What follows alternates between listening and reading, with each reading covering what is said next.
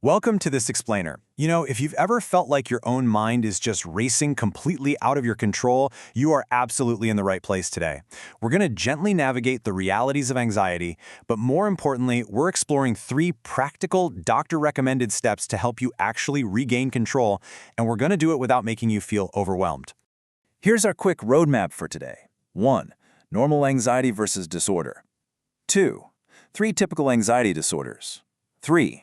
Overcome 1. Rely on hospitals. 4. Overcome 2. Don't deny yourself. And 5. Overcome 3. Imagine your success. Let's jump right into Section 1, Normal Anxiety versus Disorder. So let's start by removing the stigma right out of the gate and just validating exactly what you're feeling. See, feeling anxious? It's actually a completely normal, healthy survival mechanism. It's literally hardwired into us to prepare us for disasters and keep us safe from harm. But there's a tipping point. The moment it crosses from a helpful instinct into an actual medical issue is simply when that anxiety starts hindering your everyday life. When it stops protecting you and actually starts restricting you, well, that's when treatment becomes a totally necessary and positive step forward. Moving on to Section 2, 3 typical anxiety disorders. Let's break down how this overwhelming anxiety physically shows up in our daily lives. First up is generalized anxiety disorder. And this isn't just a fear of one specific thing, It's more like this relentless, vague worry about life itself. It keeps you constantly on edge, it causes continuous irritability, and crucially, it absolutely wrecks your ability to get restful sleep at night. You just can't seem to turn those internal alarm bells off. Next is panic disorder, which is intensely physical. It hits you out of nowhere, with sudden breathlessness, cold sweats, and trembling. The physical symptoms are so severe that they create this terrifying, very real feeling that you might actually be dying right then and there. And because that experience is so scary, it often restricts your behavior. Like, you might start totally avoiding crowded places like commuter trains just to make sure it never happens again. And finally, we have social anxiety disorder. This happens when completely ordinary social situations, like speaking up in a meeting or giving a presentation at school, trigger extreme physical tension, heart palpitations, and deep blushing. It becomes this massive barrier that literally blocks you from performing the way you want to, leaving you feeling totally frustrated and trapped by your own body's reactions. Now, if any of those symptoms sound familiar, I really want you to know right now that you are not alone. Recognizing that pattern naturally leads us to ask the most important question of all.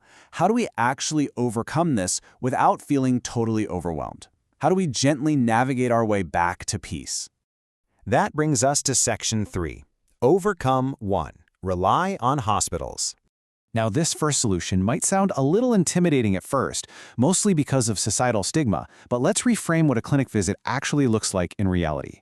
It doesn't have to be high pressure at all. In fact, if you're too anxious to talk, you don't even have to speak to the doctor in the consultation room. You can simply hand them a written memo that you safely drafted at home. A lot of clinics even have detailed questionnaires you can fill out right in your own living room, totally at your own pace.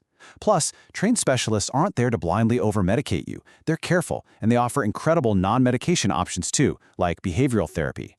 Let's look at exactly how that non-medication behavioral therapy works. Say you have an intense fear of trains. Well, a doctor isn't going to force you onto one. Instead, they guide you by breaking down terrifying tasks into highly manageable, low-stakes micro goals. Step 1 might literally just be walk to the station platform. That's it. Step 2, walk to the ticket gate. Step 3 is simply reporting your progress at your next consultation. It's all about slow, steady, totally safe progression. Section 4, Overcome 2. Don't deny yourself. As we move into this second method, we really have to address the heavy emotional burden of self-blame and that super destructive habit we all have of comparing ourselves to people who aren't struggling. The absolute most crucial point here is to stop criticizing yourself for what you can't currently do. Beating yourself up because you can't ride a train like everyone else, that just fuels the anxiety fire. Instead, you need to practice radical self-compassion. Just accept your current state without any judgment by using this exact phrase. I am anxious right now, so what should I do next?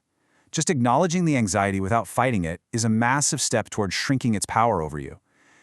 And finally, Section 5, Overcome 3. Imagine your success. Our final method involves this really powerful cognitive exercise. It's perfectly designed to shift your brain away from anticipating failure and catastrophizing all those negative outcomes. Look, people with anxiety are usually experts at vividly imagining the worst-case scenario, right? Well, we're going to flip that script. Whether you can actually ride the train yet or not is totally irrelevant right now. The goal is to actively practice visualizing a scene of success. Imagine sitting comfortably on that train, feeling the seat beneath you, completely relaxed and safe. To make this mental anchor super vivid and concrete, we need to add specific details that naturally spark positive emotions. So imagine looking over while you're sitting safely on that train and picturing a small baby nearby, smiling warmly at their mother. You're purposefully bringing a sense of calm and everyday normalcy right into your visualization. And to take it just one step further, envision a tired guy sitting across from you, sleeping with his mouth wide open, looking so utterly ridiculous that it makes you chuckle quietly to yourself. By actively filling your mind with a humorous, highly specific image just like this, you effectively short-circuit your brain's deeply ingrained anxiety loop. Think about it. You literally can't be in a state of sheer panic while simultaneously vividly imagining something funny and mundane. We've mapped out a really clear, empathetic journey in this explainer today. From understanding that your anxiety is just a misfiring survival tool, to reframing doctor visits, accepting yourself without guilt, and deliberately visualizing your success. Remember, your current anxiety does not define your future. The only question now is, what small, compassionate step will you take today to reclaim your peace of mind? Take that step. You've got this.